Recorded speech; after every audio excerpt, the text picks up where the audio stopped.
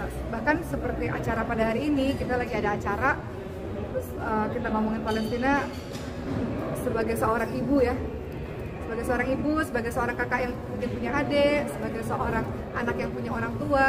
Jadi saya tahu bahwa perasaan ini nggak saya sendiri, bermiliaran orang memiliki perasaan yang sama seperti saya, perasaan sedih dan perasaan yang mungkin ada perasaan bersalah karena nggak bisa berbuat banyak.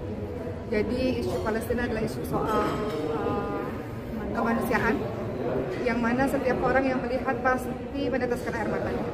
Dan kami tahu bahwa kami tidak bisa berbuat banyak selain doa, dan biasanya saya akan menyampaikan itu di ceramah-ceramah saya. Setidaknya kita ini Indonesia pengguna sosial media yang cukup besar. Kalau kita nggak bisa melakukan banyak hal, kita nggak bisa pergi ke sana secara langsung pada saat ini, atau nggak bisa berdonasi dengan sangat banyak misalnya. Setidaknya kita ikut memberikan atau men-share berita-berita terupdate yang ada di Palestina, khususnya di Gaza, supaya orang-orang tidak lupa dengan Palestina. Karena kalau berita itu tidak di-share, karena teman-teman jurnalis yang ada di Gaza Palestina ketika sama seperti teman-teman jurnalis pada hari ini, mengambil berita itu kan tidak mudah dalam kondisi yang seperti itu. Apalagi teman-teman kan ngerasain lah sebagai seorang jurnalis nggak mudah dapat berita.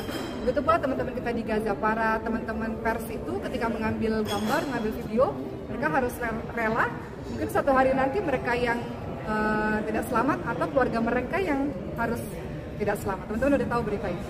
Jadi mereka mengorbankan dirinya, keluarganya untuk bisa mendapatkan berita agar di-share ke seluruh dunia. Tugas kita nggak susah kok. Tugas kita sebagai seorang yang punya sosial media, apalagi teman-teman yang mungkin punya followernya banyak atau influencer, nggak susah. Teman-teman hanya sekedar men-share berita itu supaya orang-orang nggak lupa tentang apa yang terjadi di Gaza Palestina. Supaya teman-teman di Gaza Palestina nggak merasa sendiri, nggak merasa berjuang sendiri.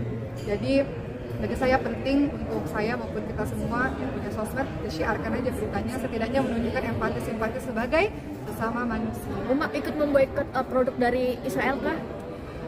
Ya, untuk memboikot produk-produk dari Israel itu sebagai salah satu sarana untuk ini aja deh. Kita ini kan di Indonesia banyak banget produk-produk lokal dan kita mendukung produk-produk UMKM, dan itu dari kita untuk kita.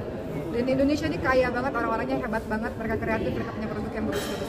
Saya nggak ngomongin masalah-masalah yang lain, saya cuma mau ngomongin cintai produk Indonesia, karena itu akan kembali kepada diri kita sendiri insya Allah. Dan kita punya produk semuanya yang lengkap. Jadi kalau kita punya produk-produk Indonesia yang kita tahu kembali untuk diri kita, negara kita, kenapa nggak kita cintai produk-produk Indonesia? Oke, Umat terakhir ini ya betul.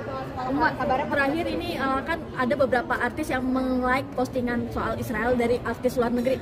Umat gimana? Semua orang punya pendapatnya masing-masing, semua orang punya kepercayaannya masing-masing, itu hak bagi setiap orang. Bagi saya, tugas saya adalah bahwa saya meyakini apa yang saya yakini saya sampaikan dan saya suarakan. Untuk urusan orang lain itu urusan yang mereka, urusan saya sebagai seorang manusia, saya nggak bicara sebagai seorang manusia. Hati saya teriris melihat berita tersebut, dan harus ada sesuatu yang saya lakukan. Minimal saya men-share apa-apa yang saya paham, atau minimal saya bersuara dengan apa yang saya rasakan, dan saya akan melakukan apapun yang saya yakini. Jadi untuk orang lain,